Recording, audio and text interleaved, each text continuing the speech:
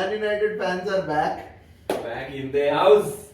And Man United से मुझे याद आ रहा है किसी महापुरुष ने कभी कहा था कि eras do come to an end. But अभी किसी और का era end हो रहा है ऐसा लग रहा है. Pep Guardiola. 5 losses in a row. Bro, and this time it's official. पिछली बार हम डिबेट कर रहे थे कि 4 in a row official नहीं था, वो media misinformation था, but this time whether it was the first time or not. Yeah. But this time it is definitely the first time Pep Guardiola has lost 5 games in a row. You know, ये लोग के Banter era में भी वो लोग 5 in a row नहीं हारे थे. Oh, crazy dude. What's happening? What's happening with Guardiola? क्या चल रहा है मैच सिटी पे? Time's coming up. He signed a new contract. And अभी लगता है, you know how Barcelona did with Xavi, like we wanted to stay, and then within like 48 hours, 72 hours, you are fired. Is a sign a new contract? नहीं, that can't happen with City. Guardiola ने अभी contract sign कर लिया तो अभी तो वो change नहीं होगा. But the irony is, Spurs के game के पहले Rodri आ रहा है.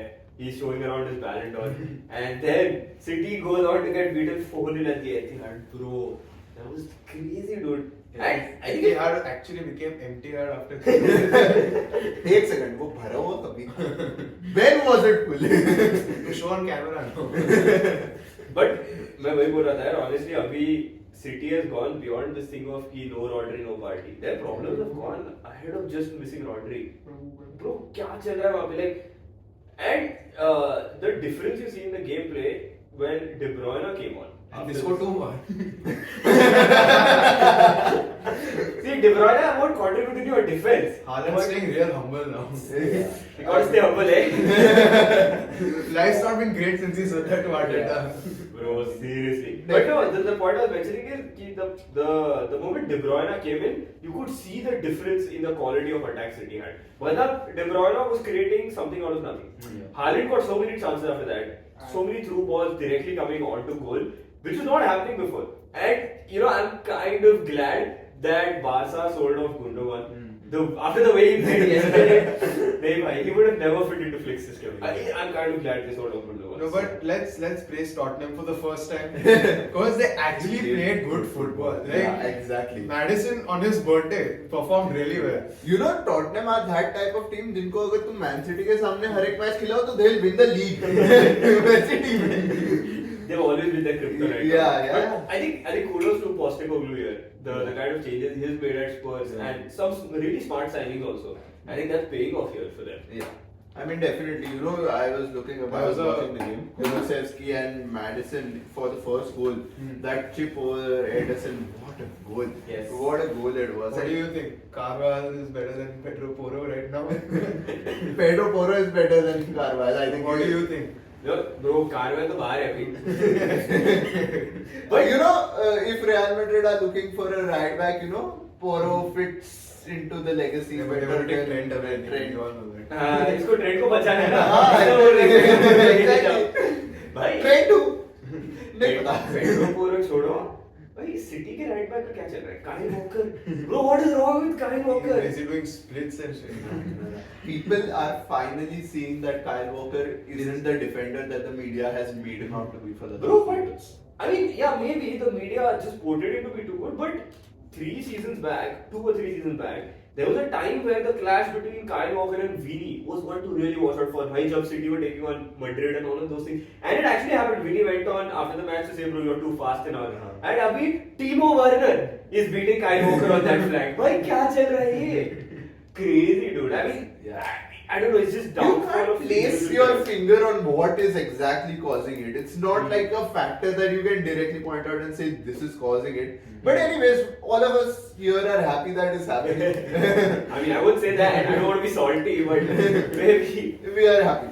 But yeah, we'll move on to the other part. Why I'm smiling, obviously, aside from City's loss, what a comeback. Mohamed Salah, he's inevitable. Give him the goddamn contract. तेरी फटी थी कि नहीं पहले स्टार्ट में सच बता. हाँ भाई, definitely. It was, but you know, if you look at the game, you know, it seems like Southampton played a very good game. I mean, they did to all sorts of extent, but I don't think we should have been so ruffled by them, because I mean, there's a stat that leading up to the third goal, the penalty that Salah scored, in the 15 minutes leading up to that penalty, Southampton did not have a single touch in Liverpool's defensive half. Yeah, I think that is the time when Liverpool started to dominate the play. And I feel Liverpool kind of caused problems for itself only. Konate taking up that yellow card in the start meant he could not go for tackles. So then kind of he had to sit back, he couldn't go for rough challenges knowing he could pick up another card. So, I mean, good game. The main point I feel to note here is now the lead at the top of the table is 8 points. Boys, it's not even December. So, and plus, potentially the next game, which is Liverpool versus City, if Liverpool win, okay, I don't want to call the shots on this, but if Liverpool win, that gap will become 11 points. But the thing is, these big, especially when these two come up, they hype it up, but the thing is, it turns into a draw always. It turns into an entertaining draw. You think it is going to draw this time with Guardiola ka aisa form? Yes, yeah. Because City always has something up the sleeve, no matter what. Against them they do, because Liverpool may start off exciting like 2-0 and then all of a sudden they just fall back and it becomes 2-2. And then maybe 3-2, something happens, but it's a competitive game that is there. Yeah, I mean, it is, with Slot it might be different. We have seen they have a different tempo of play. Maybe. Obviously, but, talking about taking on City and the lead, I think, yes, to say that we are in November, we are already 8 points ahead. Potentially, going into December, we might be 11 points ahead. Exactly. But, I won't get ahead of myself. Because, I had mentioned this a few videos ago in regards to Barcelona's lead. I think you guys were also like 6 points, 9 points. It's now a flip situation. Yeah. We were in the situation Liverpool is, where there was I think a 6-7 point lead. Yeah. I don't want to get ahead of myself. Bro doesn't want to jinx himself. Yeah. Like now how much? 1 point or something? It's 4 points, but Madrid have a game in hand, so technically it's only 1 point. We'll come to La Liga later on, but no, the reason I'm saying it, see, maybe this match, even if City get a draw and the lead is still around 8 points, there is a very high possibility that looking at the current form of City, they might lose another game. They might drop points in other games going forward. You never know.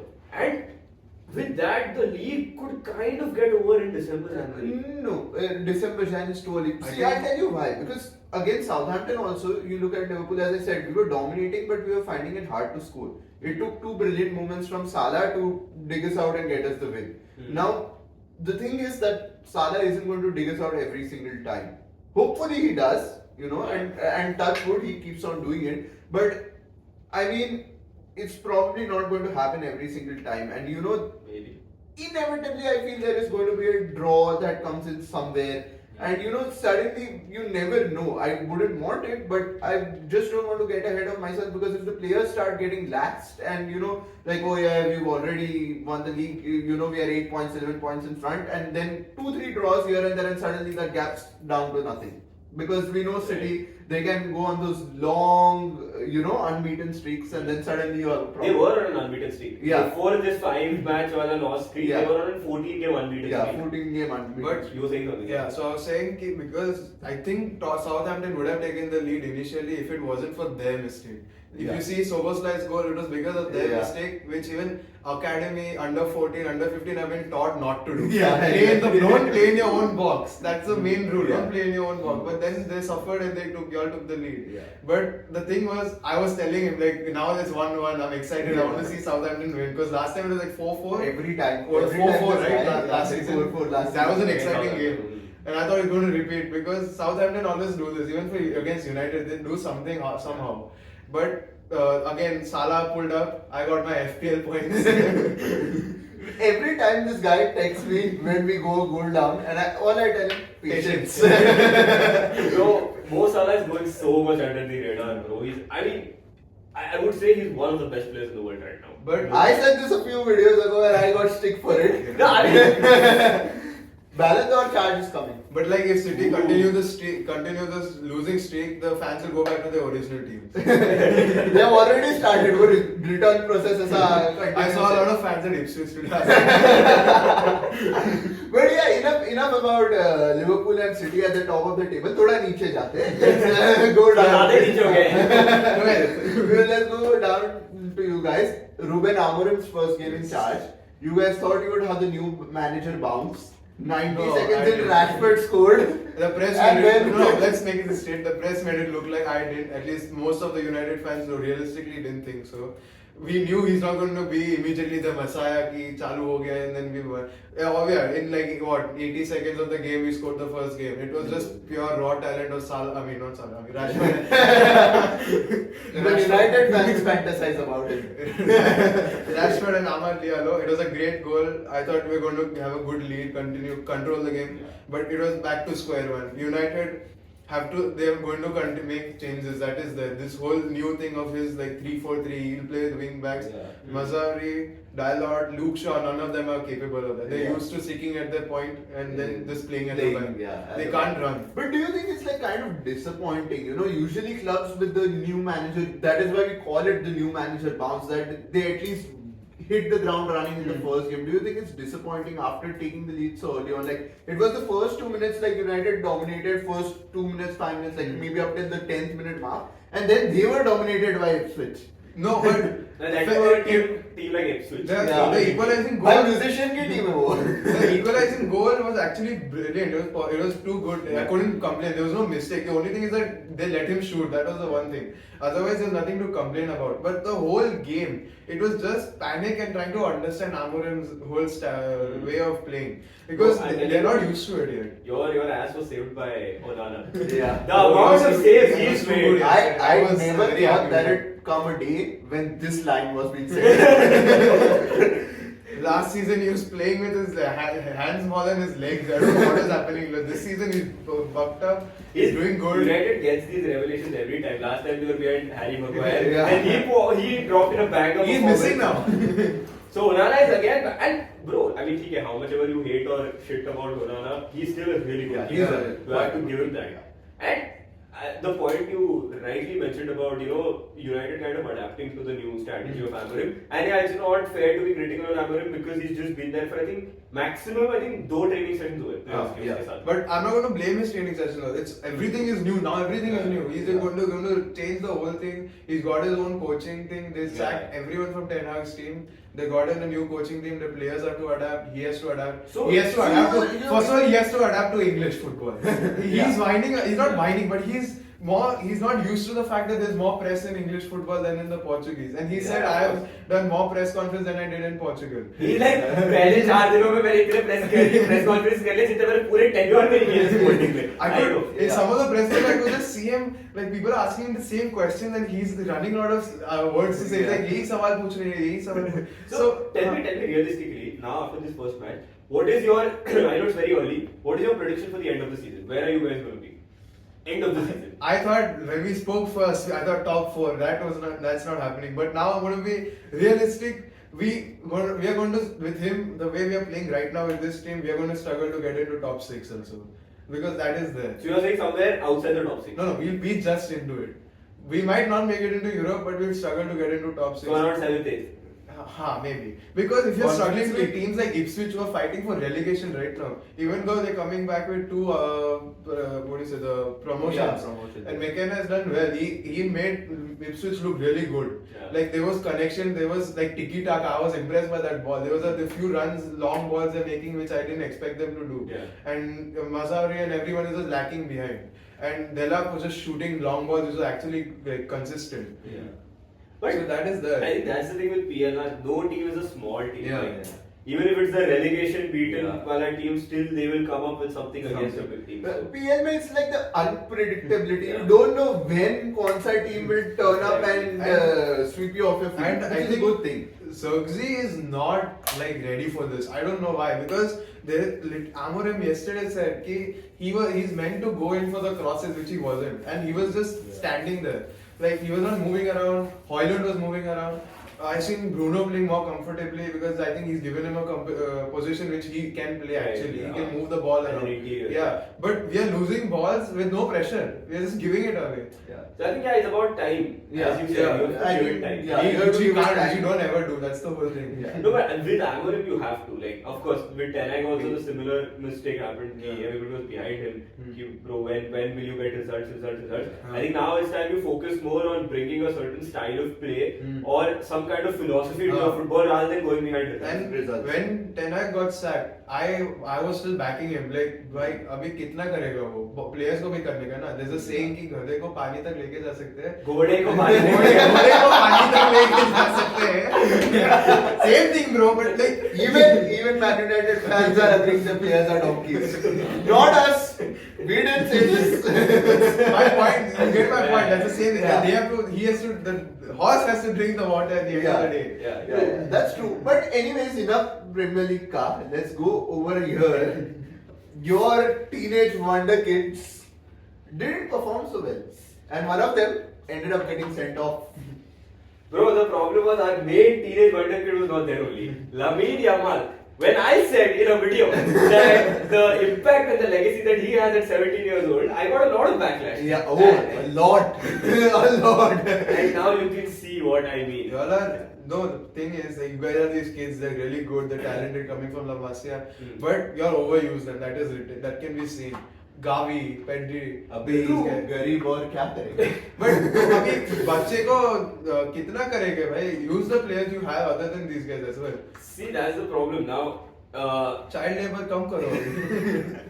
No, यार Lamine Yamal के साथ वही है. I mean, I don't want to say that Lamine Yamal being out was the only reason for the loss. We did not have a good game. I have to admit it. And I said this at the start of the season also when Hansi Flick came in that an important point to note in Hansi Flick's type of football is how long can we sustain that kind of football. Because in today's game, one main off point was the pressure that Barcelona was not able to apply. Like, they were not able to maintain the same amount of intensity for the entire game, and it's not possible, especially when you have players coming off an international break, when you're already fatigued, and most of our players played in the international break. So, this is going to happen. I think it's high time that Flick now starts to realize that probably in every game, you can't play the same game plan and expect same results. Yeah. You have to change something or the other in some game.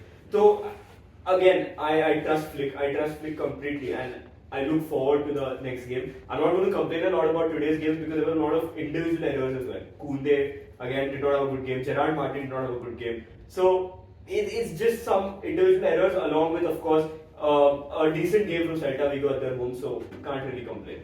Fair enough. Yeah, but then on the other side, we were talking about this. Madrid are now closing down. They had a 3-0 win. Yeah. I believe Mbappe was on the score sheet. Mbappe was on the score sheet. Finally. No, for Madrid also, they changed their, I won't say the lineup, but the way they place their players. So finally we have Mbappe back onto the left wing position, and Vini played more centrally, which is something Mbappe wanted from a very long time. Yeah. And I'm not very sure how much did that actually benefit Mbappe, but Vini's game actually got better, I feel. Yeah. So, the kind of a win-win, you can say, a for win-win, Madrid. yeah. And the point I was coming to is, I think this win that they got against Leganes, which is okay, it was coming because Leganes played a shit game. Right. But what's more important is, Madrid have now won 2 games in a row, 4-0 and 3-0, and their next game is against Liverpool in the Champions League. Till these 2 games, I was very confident about the fact that Liverpool will probably thrash Madrid. Maybe not thrash, but get a win. Yeah. But now it's going to be a tough fight. It is always, known that the next 2 fixtures for us are going to be a tough fight. No matter the form the teams come into. Where is the Champions League match happening? Anfield. It's at Anfield. But the last time, I'll stay humble. Because the last time we were at Anfield, we led 2-0 inside, I think, 15 minutes and ended up losing 5-2. Because that's what Madrid can do. I think they are one of the few teams you can say that can travel to an atmosphere like Anfield and not be intimidated. Not be intimidated, but they are not as intimidated as any other. And especially in the Champions League. Yeah. Different league. So I mean, I'll just say, as I said, we just have to keep our heads down, keep doing what we do properly, just keep playing proper football, no nonsense. So what is your prediction for the Champions League game? I think we'll get a win, but it will be I think it will be an entertaining game for a neutral to watch, but for Real Madrid and Liverpool fans, it's going to be a heart attack inducing game. Neutral तू है तो तू बता तेरा prediction. I think all these big games just get hyped and we turn them into a draw. I think we'll go for a draw. Maybe. I mean, a draw can still be entertaining. As Yeah. But a good, not like 1-1 and then the whole game just stays 1-1. Not that kind of. Like, let's say they have a 2-win lead And then And all of then a sudden, a late equalizer. Yeah. That's definitely there, but also there are other games as well that are going to be there. You know, there is Bayern PSG as well. I don't know. You know, it can either be a spicy or it's going to be one of those boring nil-nil draws. Knowing both the teams, you know, it's a game that's been hyped up, but you know, it could just be a very flat game as well. Can be. But the Bayern have been inconsistent now. Like That's this what season, exactly. yeah. Bayern are inconsistent. PSG have been inconsistent in the Champions League as well. So where exactly are we heading? And PSG is actually now out of even the top 24 teams. They are on 25. So we are on track with our very bold prediction Yeah. that they will not qualify for They the will not knockout qualify for the knockout round. So like this game is actually very important for PSG. Yeah. But they are playing at the Allianz Arena. Of course, Luis Enrique as a manager has an up against Vincent Kompany. Definitely. The experienced guy. But does the team have an up against Bayern? I doubt, because again Bayern is coming off a 3-0 win in Bundesliga and Harry Kane scored a brilliant banger goal there. Yeah, crazy. Very so again, would be a good match. Another Champions League fixture that I was about to mention for us was Barcelona versus Brest. Yeah. And the interesting fact versus Brest. I like it as a fixture.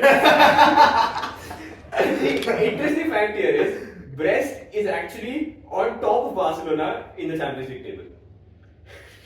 They are number 4. Barcelona is on number 6. There is a 2-point gap between Brest and Barcelona. 2 points, 2 places. We are taking some inspiration from CBS. I can't be as bad as that. No. It's okay. Cancel It's the okay. game. Barca fans love news. Let me clarify. This stands for Man I Love Flick. Please, before our video gets cut out. We do not condone such content. Yes, we don't. कौन लोगे बाहर से लोग Obviously, yeah. Definitely, I think a good Champions League midweek as well. So I think after that we'll be back with another video for that, and we also have a blockbuster PL weekend coming up. Oh yeah, but before that, one more fixture that actually I feel will be a blockbuster one. Aston Villa versus Juventus. Oh, we completely At Villa Park. What are your predictions? I think Juventus will come up with a win. with a win at Villa Park. Yeah. Ambitious. Old one. Because, I mean, yeah, I kind of understand where he's coming from because Villa just drew to Crystal Palace. And Unai Emery has had a good season, honestly speaking, but again, you never know. Because that's what, we were talking about this off camera. People are kind of sleeping on the Serie A teams. They don't know what's happening in the Serie A, which we'll probably not talk in this video because it's going to get too lengthy. We'll talk about For you guys, yeah. We like to keep it short. We'll talk about Serie A in probably one of the future videos, but Serie A teams are playing crazy good. Yeah. So Juventus can actually come up with a win. It'll be interesting to see. I think Villa will scrap a win. Maybe. I think Villa will scrap. Maybe. I think I'll go neutral with a draw then. It's a balance. Balance. So balance is important in life. Right. But yeah, that's that. We'll see you guys for the next pieces of content coming up are once again going to be cricket, which you guys seem to like quite a lot. So a lot of that is coming up, lined up in for this week, and of course football videos are also coming back. So we'll see you soon. This has been us on GameTime Banter. Thank you.